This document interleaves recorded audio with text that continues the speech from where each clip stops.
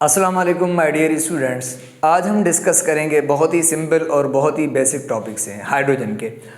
Molecular hydrogen क्या है, atomic hydrogen क्या है और नेसेंट हाइड्रोजन। तो आज हम इन तीन बेसिक टॉपिक्स पे डिस्कस करेंगे। मॉलिक्यूलर हाइड्रोजन क्या होता है, ये एटॉमिक हाइड्रोजन क्या होता है और ये नेसेंट हाइड्रोजन क्या होता है। ठीक है, तो सबसे पहले आ जाए मॉलिक्यूलर हाइड्रोजन। मॉलिक्यूलर हाइड्रोजन को हम H2 से जाहिर करते हैं। आपको पता है मॉलिक्यूलर हाइड्रोजन किसे कहते हैं? सिंपली जो मॉलिक्यूल की फॉर्म है, मीन्स अगर कोई हाइड्रोजन अकेला है, सिंगल, अगर कोई हाइड्रोजन अकेला है तो हम उसे कहते हैं एटॉमिक हाइड्रोजन। मीन्स H अकेला है, सिंगल फॉर्म में, तो हम इसे क्या कहेंगे? Atomic hydrogen. और जब दो हाइड्रोजन के एटम आपस में मिल जाए तो फिर हम उन्हें क्या कहते हैं? Molecular hydrogen. ये अकेला है हाइड्रोजन तो हम इसे हाइड्रोजन एटम कहते हैं। अगर ये H अकेला है तो ये भी एटॉमिक हाइड्रोजन होता है। ठीक है, ये दोनों एटॉमिक। हमने कहा जब दो एटम हाइड्रोजन के आपस में जुड़ जाए तो अब ये क्या कहलाएगा? अब ये मॉलिक्यूलर हाइड्रोजन कहलाएगा। तो जब हाइड्रोजन एटम आपस में जुड़ जाए, मिल जाए, तो मिलने के बाद वो क्या कहलाता है? मॉलिक्यूलर हाइड्रोजन कहलाता है। ठीक है, अगर हाइड्रोजन अलग अलग है तो एटॉमिक हाइड्रोजन, और जब दो हाइड्रोजन मिल जाए तो जब मिले हुए होते हाइड्रोजन हम उसे मॉलिक्यूलर हाइड्रोजन कहते हैं। इनको ऐसे लिखते हैं H2। तो कभी ऐसा लिखा हुआ है तो ये H2 होता है और दूसरा ये होता है 2H। यहाँ पर दो हाइड्रोजन के एटम मिले हुए, और हमने कहा जब हाइड्रोजन के एटम मिले हुए होते हैं तो हम उन्हें क्या कहते हैं? Molecular hydrogen. और अगर यहाँ पर 2H का मतलब है दो हाइड्रोजन के एटम अलग अलग, अगर अलग अलग है तो हम उन्हें क्या कहते हैं? एटॉमिक। ये एटॉमिक हाइड्रोजन है और ये मॉलिक्यूलर हाइड्रोजन है। तो मॉलिक्यूलर हाइड्रोजन को H2 से जाहिर करते हैं।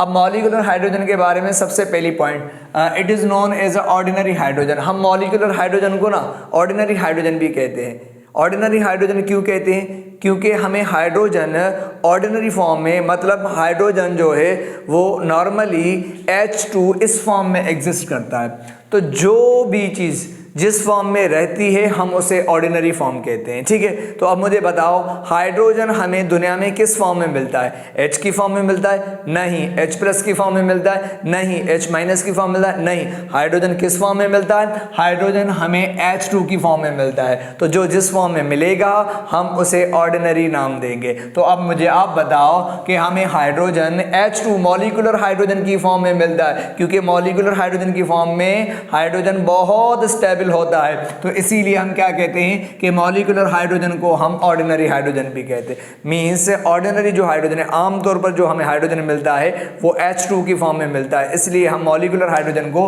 ऑर्डिनरी हाइड्रोजन भी कहते हैं। ठीक है, अच्छा next, it is very stable. Molecular hydrogen बहुत ज्यादा स्टेबल होता है।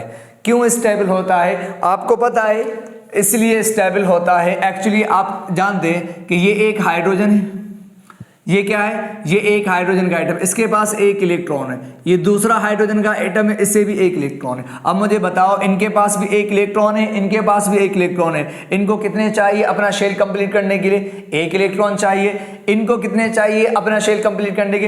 एक। तो जब ये दो हाइड्रोजन आपस में मिल जाते हैं तो आपको पता है क्या बन जाता है? मॉलिक्यूल बन जाता है, मींस मॉलिक्यूलर हाइड्रोजन। और मॉलिक्यूलर हाइड्रोजन में क्या होता है कि दोनों एटम के इलेक्ट्रॉन शेयर्ड होते हैं, और इलेक्ट्रॉन इस शेयरिंग की वजह से क्या होता है? इस शेयरिंग की वजह से इन दोनों के शेल कंप्लीट हो जाते हैं और दोनों स्टेबल हो जाते हैं। तो मॉलिक्यूलर हाइड्रोजन क्यों स्टेबल, अगर आपसे पूछा जाए तो आप इन्हें जवाब देंगे कि मॉलिक्यूलर फॉर्म के अंदर हाइड्रोजन एटम्स के दरमियान में शेयरिंग ऑफ इलेक्ट्रॉन शेयर्ड होते हैं, और इस शेयरिंग से दोनों हाइड्रोजन के शेल कंप्लीट होते हैं, दोनों के डुप्लेट के शेल कंप्लीट होते, जिसकी वजह से स्टेबल होते हैं और इसी वजह से H2 की फॉर्म में रहना पसंद करते हैं। तो molecular hydrogen is a very stable, बहुत ज्यादा स्टेबल होता है। ठीक है, क्योंकि मॉलिक्यूलर फॉर्म में हाइड्रोजन के शेल कंप्लीट होते हैं, क्योंकि इलेक्ट्रॉन शेयर्ड हो जाते हैं। ठीक है, अच्छा next, and dissociate into atoms only under extreme condition. अगर हमें मॉलिक्यूलर हाइड्रोजन को तोड़ना हो, अगर हमें मॉलिक्यूलर हाइड्रोजन को ब्रेक करना हो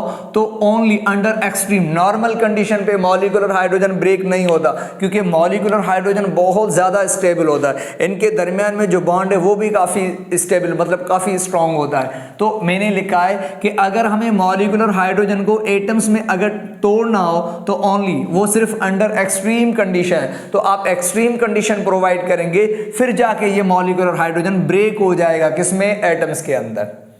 extreme condition means high temperature very low pressure अगर चाहिए, फिर जाके ये क्या होगा, ये डिकम्पोज हो जाएगा, टूट जाएगा किसमें, एटॉमिक हाइड्रोजन में। मीन्स मॉलिक्यूलर हाइड्रोजन को ब्रेक करने के लिए, एटम्स में चेंज करने के लिए एक्सट्रीमली कंडीशन प्रोवाइड करनी पड़ती है। मीन्स हाई टेम्परेचर और लो प्रेशर देंगे तब, या मीन्स हाई करंट इलेक्ट्रिसिटी दी जाती है, करंट, उससे ये ब्रेक होगा और फिर एटॉमिक हाइड्रोजन बनते हैं। ठीक है, तो नेक्स्ट यहाँ पर मैंने लिखा है कि ये मॉलिक्यूलर हाइड्रोजन है। अगर हमें मॉलिक्यूलर हाइड्रोजन को ब्रेक करना होता है तो हम इसे कितनी एनर्जी देते हैं, 104 104 kilo calorie, 104 kilo calorie energy देंगे तो ये मॉलिक्यूलर हाइड्रोजन ब्रेक हो जाएगा और क्या बन जाएंगे, एटॉमिक हाइड्रोजन। तो सिंपली 104 किलो कैलोरी आप एनर्जी देंगे, मॉलिक्यूलर हाइड्रोजन ब्रेक होगा तो क्या बन जाएगा, एटॉमिक हाइड्रोजन। दो हाइड्रोजन अलग हो जाएंगे, जो अलग हाइड्रोजन होते हैं हम उन्हें क्या कहते हैं, दैट्स एटॉमिक हाइड्रोजन। तो मॉलिक्यूलर हाइड्रोजन को तोड़ने के लिए 104 किलो कैलोरी। और ये बहुत इंपॉर्टेंट है,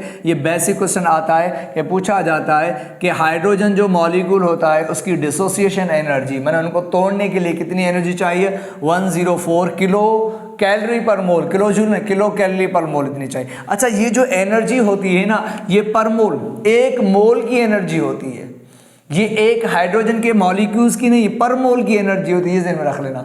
और पर मोल की अगर हम बात करें, एक मोल की बात कर दें तो एक मोल के बारे में आपको पता है कि एक मोल में आपको पता है कितने मॉलिक्यूल होते हैं, एक मोल के अंदर होते हैं 6.02 इंटू 10⁻23 इतने हाइड्रोजन। मीन्स इतने सारे हाइड्रोजन को तोड़ने के लिए इतनी एनर्जी। हम कभी भी मॉलिक्यूल को तोड़ने के लिए एनर्जी, क्योंकि मॉलिक्यूल बहुत छोटा होता है, हमें नजर ही नहीं आता, हम मॉलिक्यूल को अलग मुश्किल से नहीं कर सकते, तो इसीलिए हम कभी भी एक मॉलिक्यूल की एनर्जी यूज नहीं करते। हम हमेशा एनर्जी जब देते हैं तो मोल की फॉर्म में देते हैं, एक मोल की देते हैं। 6.02 इंटू 10⁻23 मॉलिक्यूल्स की हम बात कर रहे हैं, तो मतलब ये जो 104 किलो कैलोरी पर मोल एनर्जी ना, ये पर मोल, एक मोल की है। मीन्स कितने, 6.02 इंटू 10⁻23 इतने सारे हाइड्रोजन के मॉलिक्यूल्स को ब्रेक करने के लिए जो एनर्जी लगती है वो 104 किलो कैलोरी एनर्जी। अगर आपसे पूछे ये इतने पर मोल की है, तो अगर आपसे ये पूछा जाए एक हाइड्रोजन के मॉलिक्यूल को तोड़ने के लिए कितनी एनर्जी चाहिए, तो आप क्या करेंगे, 104 किलो कैलोरी को आप डिवाइड करेंगे किसके साथ, एवोगैड्रो नंबर 6.02 इंटू 10⁻23। तो मीन्स अगर आपको कहे कि एक हाइड्रोजन के मॉलिक्यूल की कितनी एनर्जी है, तो आप 104 किलो कैलोरी एनर्जी को डिवाइड करेंगे किसके साथ, 6.02 इंटू 10⁻23 आ जाएगा। तो ये अप्रोक्सीमेट कितना आ जाएगा, 18 आ जाएगा, अप्रोक्सीमेट 18 आ जाएगा, और ये पावर ऊपर चला जाएगा इंटू 10⁻23। तो ये है एनर्जी कितनी, ये एनर्जी है क्या, किलो कैलोरी पर मॉलिक्यूल। एक मॉलिक्यूल को तोड़ने के लिए बहुत कम एनर्जी है, तो हम हमेशा मोल में उठाते, तो ये एक मोल की एनर्जी। कभी अगर आपसे पूछा है एक मॉलिक्यूल को ब्रेक करने के लिए कितनी एनर्जी चाहिए, तो फिर 18 अप्रोक्सीमेट अराउंड 18 इंटू 10⁻23, तो बहुत कम है। किलो कैलोरी ये होती है, किलो कैलोरी पर मॉलिक्यूल, नॉट पर मोल, ठीक है। और ये पर मोल के हिसाब से होती है एनर्जी, हमेशा हम मोल में उठाते हैं एनर्जी, ठीक है। तो चलें नेक्स्ट, अब क्या है, एटॉमिक हाइड्रोजन। एटॉमिक हाइड्रोजन किसे कहते हैं, अगर हाइड्रोजन अकेला है तो हम H उसे क्या कहते हैं, एटॉमिक हाइड्रोजन। ये जैसे H अकेला है तो हम इसे एटॉमिक, और इसके बारे में सुनो, it is atomic hydrogen, it is a more reactive. Atomic hydrogen बहुत ज्यादा रिएक्ट होता है then molecular hydrogen. Molecular hydrogen से बहुत ज्यादा रिएक्ट होता है, क्योंकि अकेले में, क्योंकि एटॉमिक हाइड्रोजन जो होता है, आपको पता है कि एटॉमिक हाइड्रोजन के पास एक इलेक्ट्रॉन होता है, एक इलेक्ट्रॉन होता है, तो इसका मतलब इसका शेल कंप्लीट नहीं होता, इसलिए अकेला हाइड्रोजन नहीं रह सकता, तो किसी न किसी के साथ जुड़ जाएगा। इसलिए हम कहते हैं कि एटॉमिक हाइड्रोजन बहुत ज़्यादा रिएक्टिव है, किससे, मॉलिक्यूलर हाइड्रोजन स्टेबल होता है। मॉलिक्यूलर हाइड्रोजन रिएक्शन नहीं करता, हमेशा एटॉमिक हाइड्रोजन रिएक्शन करता है, क्योंकि मॉलिक्यूलर हाइड्रोजन के शेल कंप्लीट होते हैं, उसमें स्टेबल होते हैं। तो एटॉमिक हाइड्रोजन कहीं गुना ज़्यादा रिएक्टिव है। एटॉमिक हाइड्रोजन अकेला रह ही नहीं सकता, किसी न किसी के साथ जुड़ जाएगा या आपस में मिल जाते। मॉलिक्यूलर हाइड्रोजन रिएक्शन नहीं करेगा, अगर वो करेगा तो पहले ब्रेक होगा एटॉमिक हाइड्रोजन में, उसके बाद फिर जाके किसी के साथ मिलेगा। तो एटॉमिक हाइड्रोजन अनस्टेबल होता है, इसलिए ज़्यादा रिएक्टिव होता है, ठीक है। इसको इलेक्ट्रॉन की ज़रूरत होती है, तो इसलिए वो किसी न किसी के साथ जुड़ जाता है, more reactive than molecular hydrogen. और दूसरी, it has a very short life, it is a very short life. Hydrogen की लाइफ बहुत शॉर्ट होती है, मतलब एटॉमिक हाइड्रोजन अपनी हालत में बिल्कुल थोड़ी सी देर के लिए रहता है, ज़्यादा नहीं।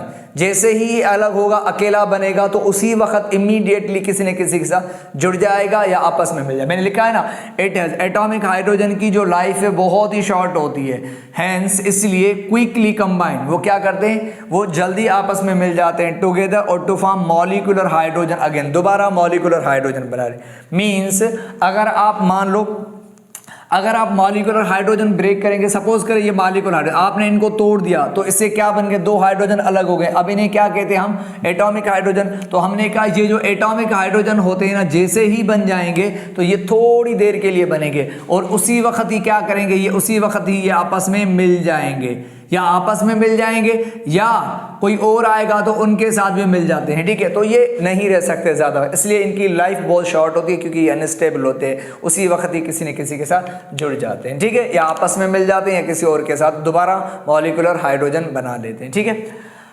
अब आ जाए, हमने कहा preparation of atomic hydrogen. Atomic hydrogen बनाते कैसे हैं, दो मेथड्स हैं एटॉमिक हाइड्रोजन। एटॉमिक हाइड्रोजन बनते हैं मॉलिक्यूलर हाइड्रोजन, मींस जब मॉलिक्यूलर हाइड्रोजन को आप ब्रेक करेंगे तो एटॉमिक हाइड्रोजन बनते हैं। अब मॉलिक्यूलर हाइड्रोजन को ब्रेक करने के दो तरीके, मींस एटॉमिक हाइड्रोजन बनाने के दो तरीके हैं। एक बाय थर्मल डिकम्पोजिशन। अब वो दो कौन से तरीके, एक तो मॉलिक्यूलर हाइड्रोजन को या तो हम हीट से ब्रेक करते हैं, एटॉमिक हाइड्रोजन बन जाते हैं, या तो हम करंट से ब्रेक करते हैं। तो दो तरीके हैं मॉलिक्यूलर हाइड्रोजन को तोड़कर एटॉमिक हाइड्रोजन में चेंज करने के। नंबर वन, एक है बाय हीट के जरिए से। अगर हीट के जरिए से अगर आप मॉलिक्यूलर हाइड्रोजन को तोड़ेंगे तो उसे थर्मल डिकम्पोजिशन कहते हैं, ठीक है। अगर आप करंट के जरिए से मॉलिक्यूलर हाइड्रोजन को तोड़ेंगे एटॉमिक हाइड्रोजन में तो उसे इलेक्ट्रिकल डिसोसिएशन एनर्जी कहते हैं। तो यहाँ पर यही लिखा हुआ है। तो दो तरीके हैं मॉलिक्यूलर हाइड्रोजन को एटॉमिक हाइड्रोजन में चेंज करने के, ठीक है। तो एटॉमिक हाइड्रोजन मॉलिक्यूलर हाइड्रोजन से टूट के बनते, एक by thermal decomposition of ordinary hydrogen, means molecular hydrogen को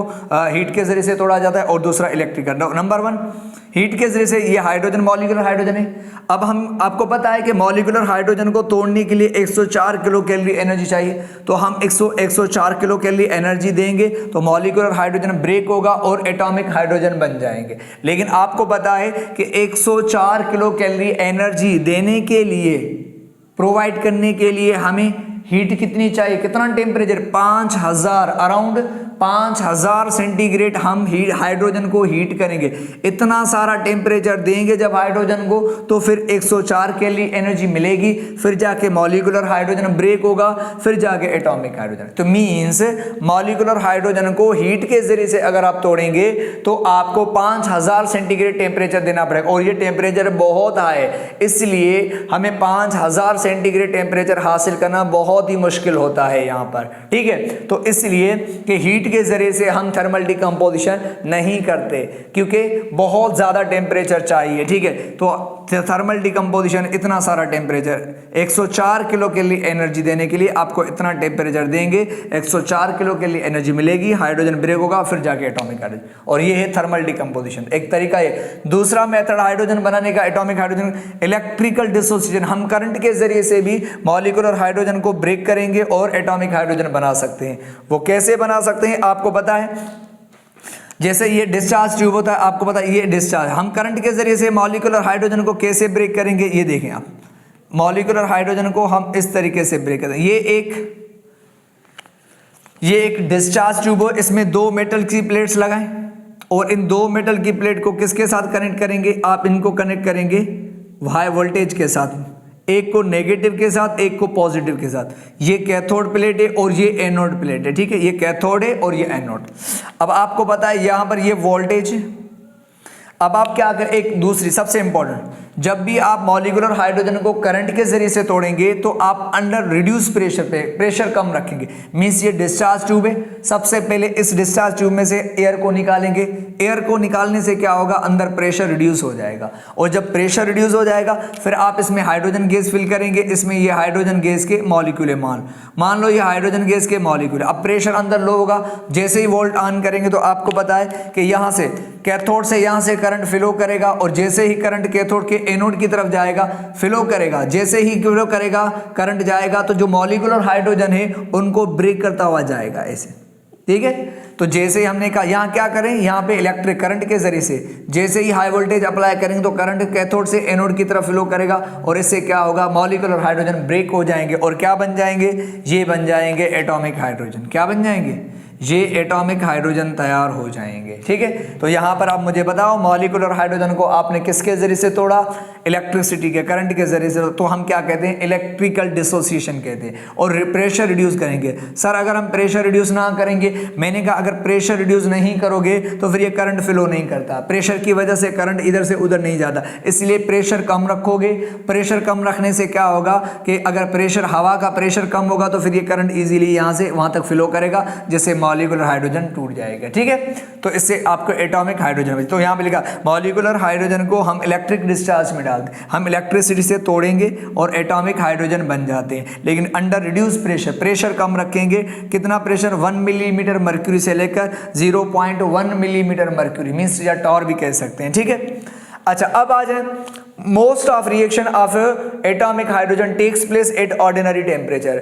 एटॉमिक हाइड्रोजन की ज़्यादातर जो रिएक्शंस हैं वो हम आम टेम्परेचर पे हो जाती हैं, नॉर्मल टेम्परेचर पे ही, रूम टेम्परेचर पे ही हो जाती है 25 से। वैसे अमूमन क्या होता है कि जब रिएक्शन करवाते हैं तो हमें टेम्परेचर देना पड़ता है, कंडीशन देनी पड़ती है, लेकिन एटॉमिक हाइड्रोजन बहुत ज़्यादा रिएक्टिव होते हैं तो इनको किसी कंडीशन टेम्परेचर देने की ज़रूरत नहीं, ये रूम टेम्परेचर पे ही क्या रिएक्ट हो जाता है, क्योंकि ये हाईली अनस्टेबल होते हैं। तो मैंने लिखा and some even below the room temperature, तो एटॉमिक हाइड्रोजन के आप लो टेम्परेचर पे भी रिएक्शन कर लेते, अगर ठंडा टेम्परेचर हो तो वहां पर भी एटॉमिक हाइड्रोजन मोर रिएक्टिव होते हैं किसी न किसी के साथ जुड़ा। तो एटॉमिक हाइड्रोजन अकेले की फॉर्म में बहुत अनस्टेबल होते हैं, भले अगर आप इनको लो टेम्परेचर पे ठंडे एरिया में रखो तो भी ये रिएक्शन कर लेते हैं, मिल जाते हैं, because they are the highly unstable होते। तो चलें यहां पर कुछ रिएक्शंस लिखी है मैंने, ये रिएक्शंस एटॉमिक हाइड्रोजन की कुछ रिएक्शंस कि एटॉमिक हाइड्रोजन किसके साथ मिलके क्या बने। यहाँ पे मैंने लिखा है कि जैसे ये एटॉमिक हाइड्रोजन को अगर आप फास्फोरस के साथ मिलाओ,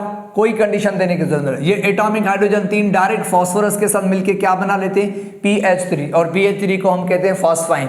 इसी तरह अगर आप ऑक्सीजन के साथ एटॉमिक हाइड्रोजन मिलाओ तो किसी भी कंडीशन दे, ये आम टेम्परेचर पे, रूम टेम्परेचर पे रिएक्शन हो जाए, ये 2 हाइड्रोजन ऑक्सीजन के साथ मिलके क्या बनाएंगे, H2O2 हाइड्रोजन पेरोक्साइड। इसी तरह अगर आप सल्फर अगर एटॉमिक हाइड्रोजन के साथ मिलाओगे तो ये उसी तरह सल्फर के साथ मिल जाएंगे और हाइड्रोजन सल्फाइड बना लेंगे। अगर ये एटॉमिक हाइड्रोजन क्लोरीन के साथ मिलेंगे तो ये क्या करेंगे, एक हाइड्रोजन एक इससे क्लोरीन चुनेगा, दूसरा एटॉमिक हाइड्रोजन दूसरा क्लोरीन HCl बना लेगा।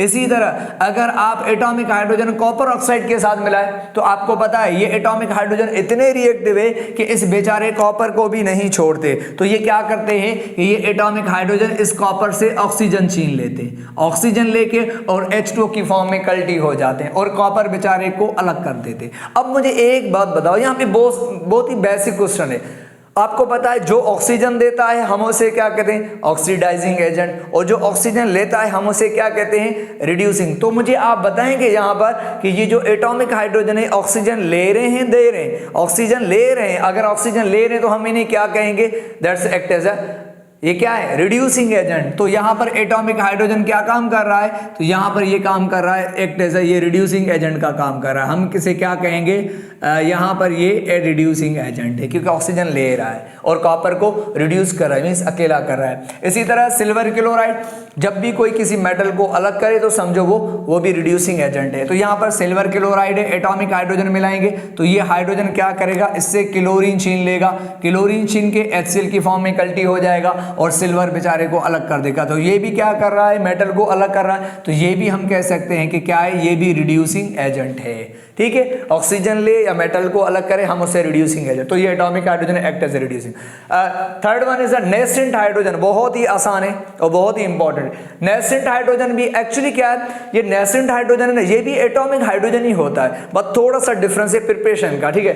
एक्चुअली क्या है कि नेसेंट हाइड्रोजन को ना हम उसको भी H से जाहिर करते हैं, ये भी एटॉमिक हाइड्रोजन भी H है और है, लेकिन इसको ना नेसेंट हाइड्रोजन को हम स्क्वायर ब्रैकेट के जरिए से जाहिर करते हैं। याद रखना, जब स्क्वायर ब्रैकेट के जरिए से लिखा हो तो समझना वो नेसेंट हाइड्रोजन, और नेसेंट लफ्ज का मतलब होता है न्यूली बॉर्न, न्यूली बॉर्न, नया हाइड्रोजन जो बनता है, नया हाइड्रोजन जो बनता है अलग से, उसे हम कहते हैं नेसेंट हाइड्रोजन। अब मुझे एक बात, एक एटॉमिक हाइड्रोजन और नेसेंट हाइड्रोजन बिल्कुल एक ही चीज है, बस थोड़ा सा फर्क है, आपको वो समझना है। वो कैसा, देखो वो भी H है, वो भी H है, तो फर्क क्या है मैं आपको बताऊं सिंपल।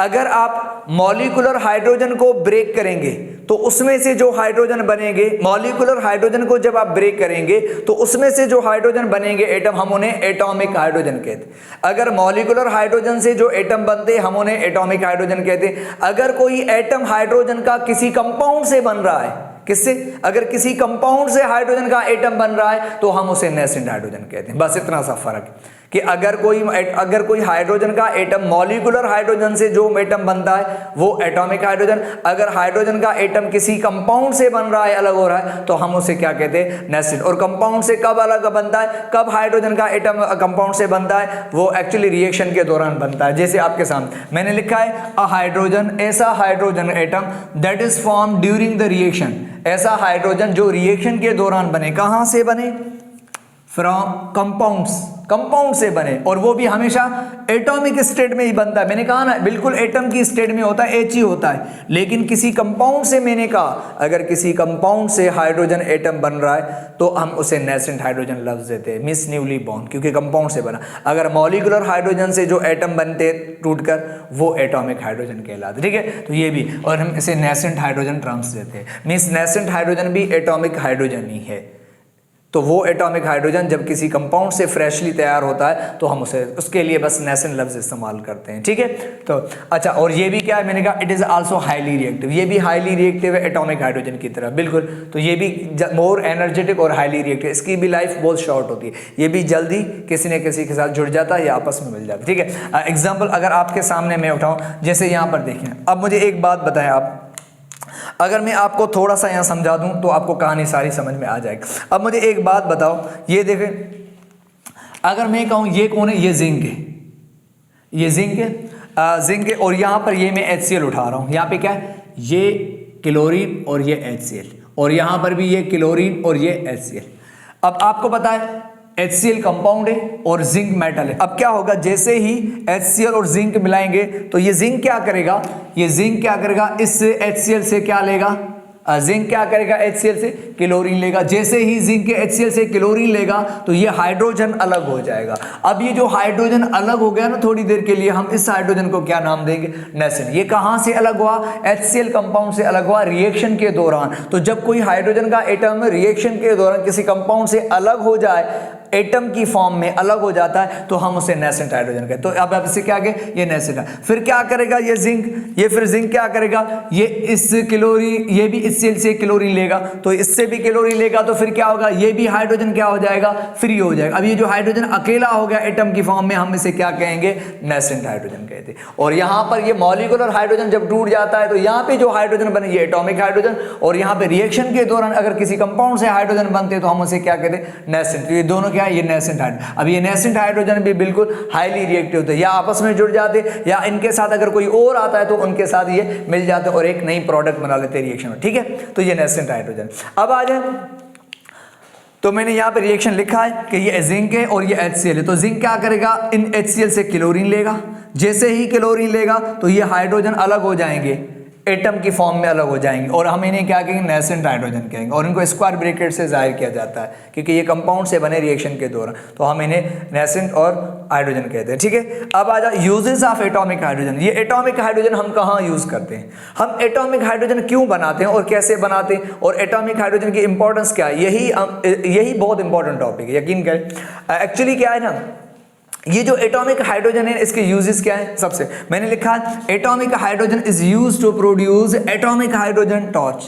हम एटॉमिक हाइड्रोजन से ना एटॉमिक हाइड्रोजन टॉर्च बनाते हैं, एक मशीन बनाते हैं, उससे हम क्या करते हैं टू अटेन अ टेम्परेचर, बहुत सारा टेम्परेचर हासिल करते हैं एटॉमिक हाइड्रोजन के ज़रिए से। कितना 4000 से लेकर 5000 सेंटीग्रेड हम टेम्परेचर एटॉमिक हाइड्रोजन के ज़रिए से क्या करते हैं हासिल करते हैं। और वो टेम्परेचर फिर हम कहाँ एम्प्लॉय करते हैं, कहाँ इस्तेमाल करते हैं, वेल्डिंग में इस्तेमाल करते हैं। आपको पता है जो मेटल होते हैं, मेटलों की मेल्टिंग पॉइंट बहुत ज़्यादा, अगर दो मेटल को हमें वेल्ड करना हो, जोड़ना हो, तो पहले आप उन मेटलों को थोड़ा पिघलाएंगे, मेल्ट करेंगे, उनको सॉफ्ट करेंगे, नरम करेंगे, तो उनके लिए आपको बहुत ज़्यादा टेम्परेचर चाहिए। ये जो हमारी आग होती है ना, आम नॉर्मल जो जैसे घर में चूल्हों में जलाते हैं, इसका टेम्परेचर अराउंड 1000 सेंटीग्रेड होता है बस, लेकिन मेटलों को मेल्ट करने के लिए बहुत सारे 1000 चाहिए, 2-3-4 हज़ार सेंटीग्रेड चाहिए। अब इतना सारा टेम्परेचर हम कहाँ से लाएं, इतना सारा टेम्परेचर देंगे तो फिर वो मेटल पिघल जाएंगे, फिर जाके आपस में जुड़ जाएंगे।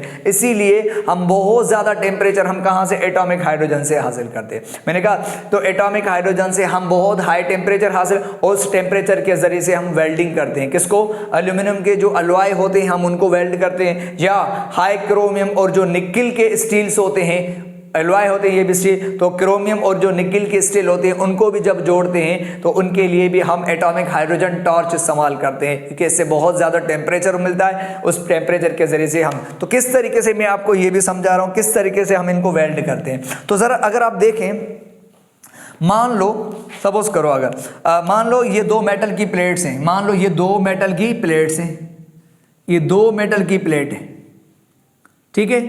अब हम ये दो मेटल की प्लेट्स में इनको वेल्ड करना चाहता हूं, तो इनको वेल्ड करने के लिए पहले इनको गर्म करना पड़ेगा, इतना ज़्यादा टेम्परेचर देना पड़ेगा ताकि ये फिर पिघल जाएंगे, फिर आपस में जुड़ जाएंगे। अब इनको वेल्ड करने के लिए हमें क्या चाहिए, आप खुद बताओ, हाई टेम्परेचर। तो हम हाई टेम्परेचर कहाँ से निकालेंगे, हम यहाँ से निकालेंगे, एटॉमिक हाइड्रोजन। तो मैं यहाँ पर लिख रहा हूँ, इसके लिए क्या करेंगे, हम एक कंटेनर उठाएंगे हाइड्रोजन गैस का, मान लो ये एटॉमिक हाइड्रोजन गैस का कंटेनर है। अगर आप ये देखें, ये देखो, ये पाइप है, ये इतना, ठीक है, ये इस तरीके से, ठीक है। तो ये इस तरीके से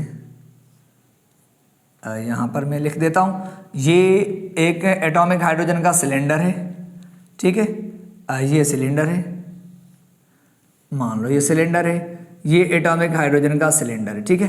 अगर आप यहाँ पर देखें तो इसको मैं थोड़ा सा बड़ा बना दूँ ताकि आपको समझ में आ जाए, ठीक है। ये सिलेंडर है एक, ठीक है। अच्छा, और यहाँ पर क्या लगाएंगे, यहाँ पे ये जो पाइप लगा, ये सिलेंडर है, इसमें हाइड्रोजन गैस भरी हुई है, मान लो ये हाइड्रोजन गैस मॉलिक्यूलर फॉर्म में, और यहाँ वॉल लगा हुआ है, ठीक है। अच्छा, और अब आप यहाँ बताएं, यहाँ पर क्या है, यहाँ पर आप ना टंगस्टन की मेटल की रॉड लगाएंगे, ये टंगस्टन रॉड, हम इसे क्या कहते हैं, इसे हम कहते हैं टंगस्टन, ये टंगस्टन रॉड्स होती हैं, ये टंगस्टन रॉड्स लगाई जाती है, ठीक है। ये टंगस्टन की दो रॉड्स लगाते हैं, इन टंगस्टन की रॉड्स को ना वायर के जरिए से कनेक्ट करेंगे, एक को नेगेटिव के साथ कनेक्ट करेंगे और एक को पॉजिटिव के साथ कनेक्ट करेंगे, ठीक है। तो समझ आ रही, ये टंगस्टन की दो रॉड्स हैं, ये देखिए ये दो रॉड्स हैं टंगस्टन की, ये इस तरीके से ये टंगस्टन की रॉड्स। अब हमने कहा इन दोनों रॉड्स के साथ वायर कनेक्ट करेंगे और हाई वोल्टेज के साथ कनेक्ट करेंगे। अब आप क्या करेंगे, सबसे पहले ना आप करंट को यहां से ऑन करेंगे, जैसे ही करंट ऑन करेंगे तो ये करंट कहां जाएगा, ये टंगस्टन की रॉड में जाएगा, और जैसे ही टंगस्टन की रॉड में जाएगा तो यहां पे क्या पैदा होगा, यहां पर इलेक्ट्रिक आर्क पैदा होगा। क्या पैदा होगा, इलेक्ट्रिक आर्क, करंट पैदा होगा। टंगस्टन में रॉड में करंट चला जाएगा तो यहां पे इलेक्ट्रिक आर्क पैदा होगा। यहां क्या पैदा होगा, हम इसे कहते हैं इलेक्ट्रिक आर्क, ये इलेक्ट्रिक आर्क पैदा होता है, ठीक है। अब हम यहां से क्या करें, इलेक्ट्रिक आर्क पैदा होगा। अब हमने कहा सामने मेटल की दो प्लेट्स रखी हैं, इनको वेल्ड करना चाह रहे वो, तो इनके सामने क्या रखेंगे, ये इलेक्ट्रिक आर्क इनके करीब। अब क्या आगे, यहां से वॉल खोलेंगे, जैसे ही वॉल को खोलेंगे तो आपको पता है यहां से जैसे ही वॉल खोलेंगे तो यहां पर जो मॉलिक्यूलर हाइड्रोजन है ना, क्या है, ये जो मॉलिक्यूलर हाइड्रोजन है, फिर ये मॉलिक्यूलर हाइड्रोजन क्या करेगा, ये मॉलिक्यूलर हाइड्रोजन यहां से गुजरेगा, पास होगा, ये मॉलिक्यूलर हाइड्रोजन जाएगा। जैसे ही ये मॉलिक्यूलर हाइड्रोजन जैसे ही इस इलेक्ट्रिक आर्क से गुजरेगा तो इस इलेक्ट्रिक आर्क के इस मॉलिक्यूलर हाइड्रोजन को ब्रेक कर देगा। क्या कर देगा, इसको ब्रेक। हमने कहा जैसे ही वॉल खोलेंगे मॉलिक्यूलर हाइड्रोजन यहां से गुजरेंगे, जब ये इलेक्ट्रिक आर्क से पास होंगे मॉलिक्यूलर हाइड्रोजन, तो इलेक्ट्रिक आर्क जो करंट होगा वो इस मॉलिक्यूलर हाइड्रोजन को क्या करता है, ब्रेक कर देगा। और जैसे ही मॉलिक्यूलर हाइड्रोजन ब्रेक होगा तो प्लेटें सामने पड़ी होंगी जिनको वेल्ड करना, वो उनके सामने रखे। जैसे ही मॉलिक्यूलर हाइड्रोजन यहां से ब्रेक होगा तो क्या, एटॉमिक हाइड्रोजन बन जाएगी। वो एटॉमिक हाइड्रोजन जैसे ही यहाँ प्लेट्स के दरमियान में आ जाएंगे, यहाँ पर जैसे ही प्लेट के वहां पे आ जाएंगे, मैंने क्या कहा कि मॉलिक्यूलर हाइड्रोजन ब्रेक होगा, जैसे ही वो ब्रेक होगा तो ब्रेक होने के बाद एटॉमिक हाइड्रोजन बन जाएंगे, और जैसे ही एटॉमिक हाइड्रोजन बन के बाहर निकलेंगे तो हमने कहा एटॉमिक हाइड्रोजन नहीं रह सकते, हाईली अनस्टेबल थे। जैसे ही वो एटॉमिक हाइड्रोजन बाहर निकल जाएंगे, अब आपको पता है वो आपस में दोबारा रिकंबाइन हो जाएंगे, यही एटॉमिक हाइड्रोजन दोबारा रिकंबाइन हो जाएंगे। अब आपको पता है मॉलिक्यूलर हाइड्रोजन को तोड़ने के लिए कितने 104 किलो कैलोरी एनर्जी चाहिए। तो यहां पर आपने मॉलिक्यूलर हाइड्रोजन को तोड़ा, किसके जरिए से तोड़ा, करंट के जरिए से तोड़ा। आप चाहे किस चीज से भी तोड़ो लेकिन उसकी एनर्जी 104 किलो कैलोरी एनर्जी मिलेगी। तो हमने कहा कि यहां करंट के जरिए से मॉलिक्यूलर हाइड्रोजन टूट गया और बाहर निकल के एटॉमिक हाइड्रोजन बन गया। हमने कहा जैसे ही एटॉमिक हाइड्रोजन बनेंगे वो एटॉमिक हाइड्रोजन रह नहीं सकते, उसी वक्त ही क्या करेंगे आपस में दोबारा मिल जाएंगे। और हमने कहा जैसे ही रिकंबाइन होंगे दोबारा मिलेंगे तो इनके मिलने से क्या होगा, इनके मिलने से अब इनको तोड़ने के लिए 104 किलो कैलोरी एनर्जी लगी, हमने कहा अलग हो गए, फिर बाहर निकल के दोबारा उसी वक्त रिकंबाइन हो गए। हमने कहा जब ये एटॉमिक हाइड्रोजन दोबारा मिलेंगे, जैसे ही दोबारा मिलेंगे तो इनके मिलने से 104 किलो कैलोरी एनर्जी वापस रिलीज होगी। इनको अलग करने के लिए 104 किलो कैलोरी एनर्जी मिली तो ये अलग हो गए। जब यही एटम जब मिलते हैं ना तो वो 104 किलो कैलोरी एनर्जी क्या करेंगे, रिलीज करते हैं। किस फॉर्म में, हीट की फॉर्म में रिलीज करते हैं, ये ज़हन में रख लें। तो जैसे ही ये मॉलिक्यूलर हाइड्रोजन टूटेगा यहाँ पे इलेक्ट्रिक करंट के जरिए से, बाहर एटॉमिक हाइड्रोजन थोड़ा आगे जाएंगे, उसी वक्त एटॉमिक हाइड्रोजन दोबारा रिकंबाइन हो जाएगा। और जैसे ही दोबारा रिकंबाइन होंगे, जैसे ही एटॉमिक हाइड्रोजन यहाँ पे दोबारा मिलेंगे तो इनके मिलने से क्या होगा, इनके मिलने से बहुत सारी एनर्जी निकलेगी। कितनी, 104 किलो कैलोरी एनर्जी रिलीज होगी। और इस 104 किलो कैलोरी एनर्जी जो निकली होगी ये हीट की फॉर्म में होगी। और इस एनर्जी का जो टेम्परेचर होगा वो कितना होगा, 4000 से लेकर 5000 सेंटीग्रेड तक टेम्परेचर होता है। तो जैसे ही ये हाइड्रोजन के एटम यहाँ मिलेंगे तो बहुत सारी हीट की फॉर्म में एनर्जी निकलेगी। कितनी, 104 किलो कैलोरी एनर्जी निकलेगी। और इस एनर्जी का ये हीट की फॉर्म में निकले और इस एनर्जी का टेम्परेचर 4000। तो यहाँ पे 4000 से 5000 सेंटीग्रेड टेम्परेचर निकलेगा। इतनी सारी गर्मी निकलेगी और इतनी सारी गर्मी जब निकलेगी, इतना सारा टेम्परेचर निकलेगा, इतने सारे टेम्परेचर जैसे ही निकलेगा तो यहाँ मेटल की जो प्लेट्स होंगी वो पिघलना शुरू हो जाएंगे। और जैसे ही मेटल की प्लेट यहाँ पिघलना शुरू होंगे तो आपस में जुड़ना शुरू हो जाएंगे इस तरीके से। ठीक है, तो इसलिए हम क्या करते हैं कि हम मॉलिक्यूलर हाइड्रोजन को पहले करंट से तोड़ते हैं, क्योंकि मॉलिक्यूलर हाइड्रोजन को हीट से तो नहीं तोड़ सकते क्योंकि ज़्यादा टेम्परेचर है, इसलिए पहले हम करंट से तोड़ते हैं। और जैसे ही मॉलिक्यूलर हाइड्रोजन करंट से टूटेगा और एटॉमिक हाइड्रोजन बन जाएंगे और वो एटॉमिक हाइड्रोजन क्या करेंगे, दोबारा आपस में जब मिलेंगे तो जैसे ही दोबारा मिलेंगे तो इनके मिलने से बहुत सारी एनर्जी 104 किलो कैलोरी एनर्जी निकलती है और इस एनर्जी हीट की फॉर्म में निकलती है। और इस एनर्जी का टेम्परेचर 4000 से 5000 सेंटीग्रेड होता है। जैसे ही इतना सारा टेम्परेचर निकलता है तो जो मेटल की प्लेट्स होती हैं वो पिघलना शुरू हो जाती है इस हाई टेम्परेचर पे। और जैसे ही पिघलेंगी तो पिघलने के बाद आपस में जुड़ना जाती है और ये दो मेटल की प्लेट्स आपस में वेल्ड हो जाती है। तो अब मुझे बताएंगे आप, ये जो एनर्जी इनको वेल्डिंग के लिए मिली ये कहाँ से मिली, ये हाइड्रोजन के जलने से नहीं मिली, हाइड्रोजन एटॉमिक हाइड्रोजन के रिकॉम्बिनेशन से मिली। ये याद रखना, ये पूछा जाता है वैसे। तो यहाँ पर हाइड्रोजन के एटम के मिलने से जो एनर्जी निकली है ना उसका टेम्परेचर 4000 से 5000 होता है और वो एनर्जी क्या करती है, इन दो मेटलों को आपस में जोड़ देती है पिघलाकर। ठीक है, तो याद रखो हाइड्रोजन के एटम के मिलने से जो एनर्जी मिलती है हम उससे वेल्डिंग करते हैं, हाइड्रोजन के जलने से नहीं, उनके जलने से बहुत कम टेम्परेचर मिलता है। तो हाइड्रोजन के एटम के रिकॉम्बिनेशन से, उनके मिलने से बहुत सारी हीट एनर्जी मिलती है जिसका टेम्परेचर 4000 से 5000 और जिसकी वजह से दो मेटल की प्लेट्स मेल्ट हो जाती है और जिससे ये आपस में ज्वाइंट हो जाती है और वेल्डिंग हो जाती है। ठीक है, तो ये था एटॉमिक हाइड्रोजन। हमने एटॉमिक हाइड्रोजन की एप्लीकेशन है, एटॉमिक हाइड्रोजन का यूज था कि एटॉमिक हाइड्रोजन के जरिए से हम क्या करते हैं, बहुत ज्यादा हीट एनर्जी, बहुत ज्यादा टेम्परेचर हासिल करते हैं और उस टेम्परेचर से हम क्या करते हैं, जो एलॉयज होते हैं, जो मेटल की प्लेट्स होते हैं, हम उनको वेल्ड करते हैं। ठीक है, तो ये था बेसिक टॉपिक। तो ये atomic hydrogen, nested hydrogen, molecular hydrogen और ये एटॉमिक हाइड्रोजन की यूजेस थे कुछ। ठीक है, तो इंशाल्लाह फिर हम नेक्स्ट क्लास में हम नेक्स्ट लेक्चर के साथ मिलेंगे। Thank you very much.